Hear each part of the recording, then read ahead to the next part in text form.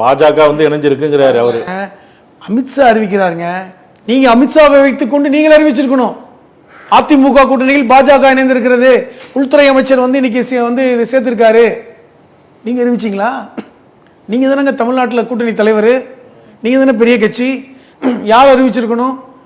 எந்த கட்சி பெரிய கட்சியோ அவங்க தானே அறிவிக்கணும். ஜெயலலிதா இருந்தப்ப அவங்க அறிவிப்பாங்க. நான் கேட்கிறேன், அமித்ஷா என்ன பாஜகவுடைய அகில இந்திய தலைவரா? கட்சியில பெரிய பொறுப்புல இருக்காரா? அவர் உள்துறை அமைச்சர் தானே, அவர் அறிவிக்கிறாருங்க. நீ கேட்டு வரீங்க, அவருக்கு விருந்து கொடுத்து அனுப்பி வைக்கிறீங்க, வச்சிருக்கீங்க. நான் என்ன சொல்ல வரேன்னா, நீங்கள் எழுதிய பேசிய பேச்சு எல்லாமே வெறும் தண்ணீர் எழுதின பேச்சு தான். பொன்னையன் கரெக்டாக வாக்குமூலம் கொடுத்தார். அவர் கொடுத்த வாக்குமூலத்தில் எந்த மாற்று கருத்தும் இல்லை. உண்மையான அதிமுக தொண்டனாக வாக்குமூலம் கொடுத்தார். கதறி போய் தான் கொடுத்தார். அது கதறல் தான். இன்னைக்கு என்னன்னா, பாஜக அதிமுகவை இழுத்து உட்கார வச்சிருக்காங்க. கட்டத்தில் உட்காரஞ்சோடனே உட்கார்ந்துட்டார், அவ்வளோதான். அதனால கூட்டணி ஆட்சி இல்லைங்கிறத பேசாதீங்க. மகாராஷ்டிராவில் என்ன நடந்துச்சு? ஷிண்டே என்ன பண்ணாரு?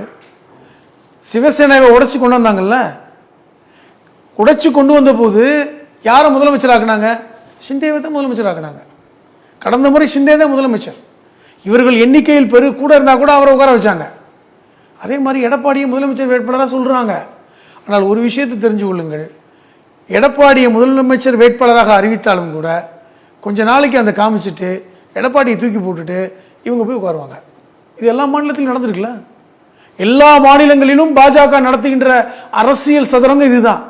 இன்னைக்கு பீகாரில் அடுத்து நடக்க போகுது. எல்லா இடங்களிலும் அப்படித்தான்.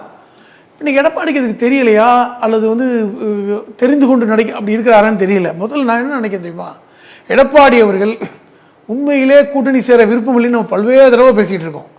அவருக்கு விருப்பம் இல்லைங்க. அவர் வந்து டெல்லிக்கு வந்து அழைத்து வரப்படவில்லைங்க, இழுத்து வரப்பட்டார்னு கூட கடந்த முறை பேசணும். அது உண்மை. என்னால் அவருக்கு வந்து பாஜகவோட கூட்டணி இல்லை என்று ஆணித்தரமாக சொன்னார். ஜெயக்குமார் அவருடைய வார்த்தையை பிடிச்சி தான் ஜெயக்குமாரை வச்சு பேசினார். எடப்பாடியை பேசிட்டாருன்னு சொல்லி தான் அவரும் பேசினார். அப்போ அவர்களுக்கு விருப்பம் இல்லை. இன்னைக்கு நெருக்கடி கொடுத்து உட்கார வச்சிருக்காங்க, கட்டத்தில் உட்கார வச்சுட்டாங்க.